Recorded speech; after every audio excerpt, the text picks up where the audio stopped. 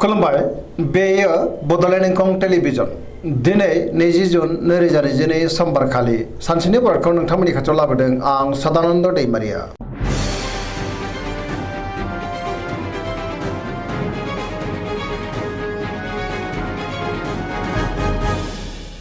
सिगां फरायनो लादों मेष राशि गिबि हांखो अ ल दिनैनि साना जोबोर मोजां बयजोंबो गोरोबनो रोंगोन समाजाव लोगो लेवाबो बांगोन गोजोन आरो गाहाम थासारिखौ दिनै मोननो हागोन जेरावबो देरहासार जागोन मावनो लानाय खामानिखौ थि समावनो आरो गोरलैयैनो मावफुंनोबो हागोन गोसोखौ दिनै जोबोर गोजोननाय मोनगोन देहाया मोजाङै थागोन बहानिफ्रायबा मोजां खौरां फैनोबो हागौ रांखावरियाव दिनै जोबोर मोजां गोबां धोन आरजिनोबो हागोन बेफार फालांगियावबो दिनै मोजां होनजायो सोरबा लोगोनिफ्राय थोजासे हेफाजाबखौ दिनै मोननो हागोन न'खराव अननानै फैगोन बिमा बिफानि अननाय आरोफोरखौबो दिनै मोननो हागोन बहाबा थांनांगौब्ला दिनै जोबोर मोजां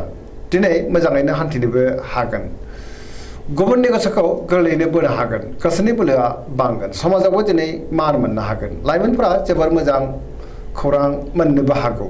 गोसोआ दिनै जोबोर रमान्टिक जागोन आरो पजिटिभ एनार्जिनि गोहोमबो गोग्लैगोन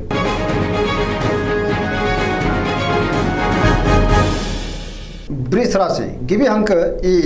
उ ब दिनैनि साना मोजां आरो गाज्रिनि गेजेरजों बाबेनलांगोन गोजोननि आंखाल जानो हागौ गोसोखौ दिनै जोबोर लोरबां मोनगोन मावनो लानाय खामानिखौ थि समावनो मावफुंनो गोब्राब जागोन समाजाव मान मोनगोन रांखावरियाव मोजां अब्लाबो नाथाय खरसायाबो बांगोन बेफार फालांगियाव मोजां न'खराव बिसि फिसायनि गेजेराव एना एनि फैनोबो हागौ देहाया दिनै बारा मोजां थानाय नङा गोबां रोखोमनि देहायारि जेंनाजों मोगा मोगि जानांनो हागौ जानाय लोंनायाव सांग्रां जानांगोन गुबुननि हेफाजाबखौ मोनगोन लोगोफोरनि अनसायनाय मोननो हागौ गोसोनि साननायफ्रा नाथाय अब्लाबो देबोर नांगोन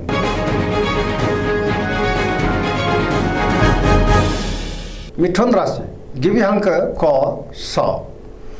दिनैनि साना जोबोर मोजां गोबां बिथिङाव जाफुंसार जानो हागोन गुबुननि अनसायनाय मोनगोन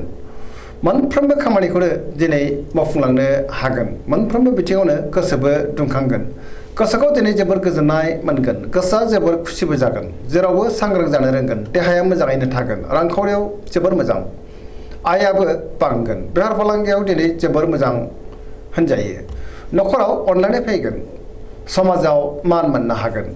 गोसोनि बोलोआबो बांगोन मावनो लानाय खामानिखौ थि समावनो आरो गोरलैयैनो मावफुंनोबो हागोन सोरबा लोगोनिफ्राय थोजासे हेफाजाबबो मोनगोन गुबुनजों मोजां सोमोन्दो लाखिनोबो रोंगोन लाइमोनफोरनि गोसोआ दिनै जोबोर रमान्टिक जागोन आरो गावबा गावनि गोसोनि साननायखौ फोरमायलायनोबो हागोन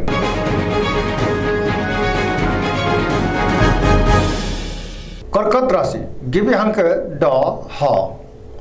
दिनैनि साना जोबोर मोजां सोरबा लोगोनि हेफाजाबखौ मोननो हागोन गोसोनि साननायफ्रा जाफुंगोन गोसोआव पजिटिभ साननाय फैगोन गोथों आरो गोग्गो साननो रोंगोन गियाननि आंखाल जानाय नङा मावनो लानाय खामानिखौ मावफुंनो हागोन रांखावरियाव जोबोर मोजां होनजायो बेफार फालांगियावबो दिनै जोबोर मोजां मुलाम्फा मोनगोन आयाबो बांगोन न'खराव बिसि फिसायनि गेजेराव अननानै फैगोन बिदा फंबायजों मोजां सोमोन्दो थागोन देहाया मोजाङै थागोन गोसोआ दिनै जोबोर गोजोनगोन गुबुननि हेफाजाबखौबो मोननो हागोन समाजावबो मान मोननो हागोन फरायसाफ्रा दिनै फरायनायाव गोसो दुंखांगोन आरो मोजां फिथाइ मोननोबो हागोन लाइमोनफ्रा बहानिफ्रायबा मोजां खौरां मोननोबो हागौ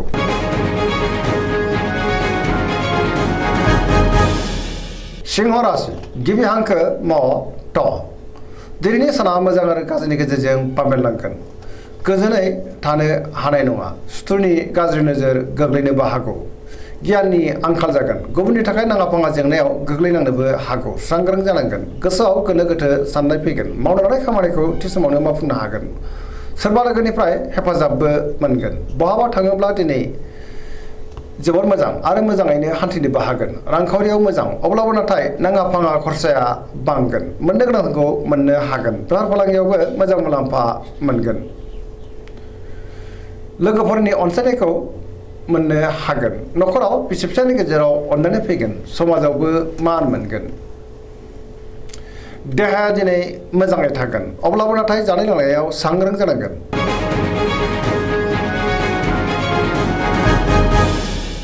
कन्या राशि गिबि हांखो प ट दिनैनि साना जोबोर मोजां जेरावबो देरहासार जानो हागोन सुथुरखौ गोरलैयैनो फेजेननो हागोन गोसोनि बोलोआ बांगोन गोसोआव पजिटिभ साननाय फैगोन गोथों आरो गोग्गो साननो रोंगोन गियाननि आंखाल जानाय नङा जायखि खामानि मावा मानो मोनफ्रोमबो खामानिखौनो दिनै मोजाङैनो मावफुंलांनो हागोन रांखावरियाव जोबोर मोजां होनजायो अब्लाबो नाथाय खरसायाबो बांगोन बेफार फालांगियाव मोजां मुलाम्फा मोनगोन देहाया मोजाङै थागोन गोबां मुंदांखा सुबुंजों दिनै लोगो मोनज्लायनोबो हागौ न'खराव अननानै फैगोन गोबां खामानियाव दिनै मुखुबबो थागोन सोरजोंबा बाख्नायजानोबो हागौ गोसोखौ दिनै जोबोर गोजोननाय मोनगोन आरो पजिटिभ एनार्जिनि गोहोमबो गोग्लैगोन गुबुननि थाखाय गोबां मोजां खामानि मावनानै होनोबो हागोन लाइमोनफोरा जोबोर रमान्टिक जागोन आरो गावबा गावनि गोसोनि साननायखौ फोरमायलायनोबो हागोन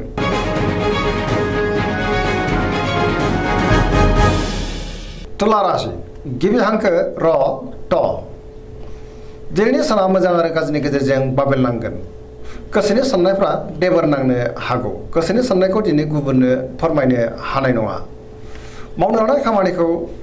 थि समावनो मावफुंनो हागोन नाथाय अब्लाबो गोसोआ जोबोर गिलुं गिलुं जागोन गोसोआव गोनो गोथो साननाय फैगोन देहाया बारा मोजां थानाय नङा जानाय लोंनायाव सांग्रां जानांगोन रांखावरियाव मोजां मोननो गोनांखौ दिनै मोननो हागोन बेफार फालांगियावबो दिनै जोबोर मोजां मुलाम्फा मोननो हागोन न'खराव बिसि फिसायनि गेजेराव एना एनि फैनोबो हागौ समाजाव मान मोननो हागोन बेफार फालांगियाव मोजां होनजायो गुबुननि गोसोखौ बोनो गोब्राब जागोन लोगोफोरनि हेफाजाबखौ लानांगोन गोदान थांखि लानो हानाय नङा सेंग्रा सिख्लाफोरनि गोसोआ दिनै जोबोर आला खाला जागोन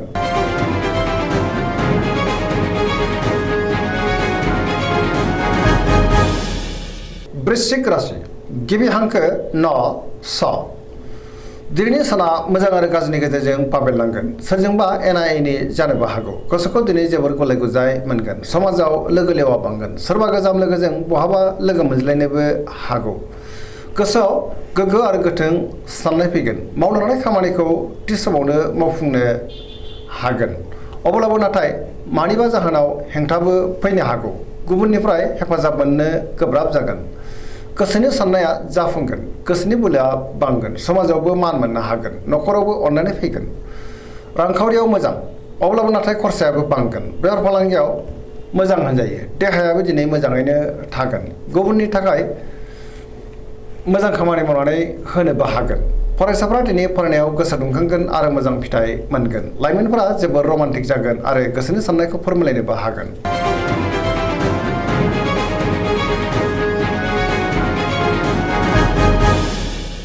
धनु राशि गिबि हांखो ध फ भ दिनैनि साना जोबोर मोजां गोबां रोखोमनि मोजां खौरां फैनोबो हागौ गोसोआव गोग्गो आरो गोथों साननाय फैगोन पजिटिभ साननो रोंगोन मावनो लानाय खामानिखौ थि समावनो मावफुंनो हागोन रांखावरियाव दिनै जोबोर मोजां नाथाय अब्लाबो खरसायाबो बांगोन मोननो गोनांखौबो दिनै मोननो हागोन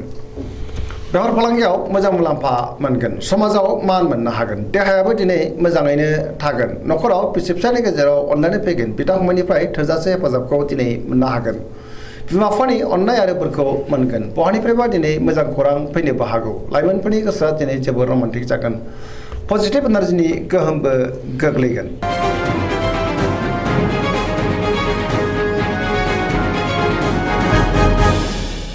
मकर राशि गिबि हांखो ख ज दिनैनि साना जोबोर मोजां गोसोआव गोग्गो आरो गोथों साननाय फैगोन पजिटिभ साननो रोंगोन पजिटिभ एनार्जिनि गोहोमबो गोग्लैगोन गोसोनि बोलोआ बांगोन गोसोनि साननायफ्राबो दिनै जाफुंगोन रांखावरियाव जोबोर मोजां होनजायो गोबां धोन आरजिनोबो हागोन आयाबो बांगोन मोननो गोनांखौबो दिनै मोननो हागोन बेफार फालांगियाव मोजां मुलाम्फा मोनगोन गुबुनजों मोजां सोमोन्दो लाखिनो रोंगोन बहानिफ्रायबा मोजां खौरां फैनोबो हागौ मावनो लानाय खामानिखौ थि समावनो आरो गोरलैयैनो मावफुंनोबो हागोन गोदान खामानिखौ दिनै जागायजेननोबो हागोन न'खराव बिसि फिसायनि गेजेराव अननानै फैगोन बिदा फंबायजों मोजां सोमोन्दो थागोन आरो बिसोरनि अननाय हेफाजाबखौ मोननोबो हागोन देहायाबो मोजाङैनो थागोन सेंग्रा सिख्लाफ्रा दिनै जोबोर रमान्टिक जागोन आरो गावबा गावनि गोसोनि साननायखौ फोरमायलायनोबो हागोन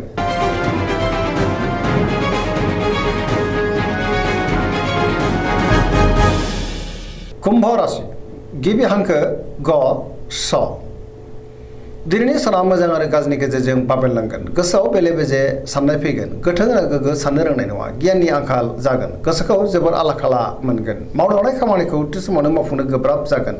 माबा नङा माबा मोनसे हेंथा फैनो हागौ बहानिफ्रायबा गाज्रि खौरांबो मोननो हागौ गुबुननि थाखाय नाङा फाङा जेंनायाव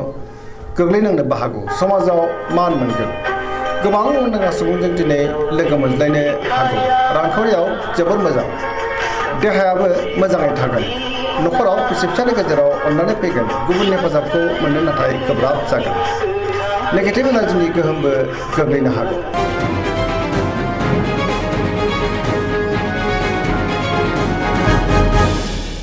मीन राशि गिबि हांखो ड स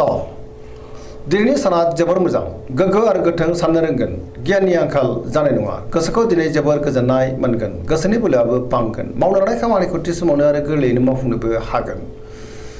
गोदान खामानियाव आखाइ होजेननोबो हागोन गोसोआव पजिटिभ साननाय फैगोन गोथों आरो गोग्गो साननो रोंगोन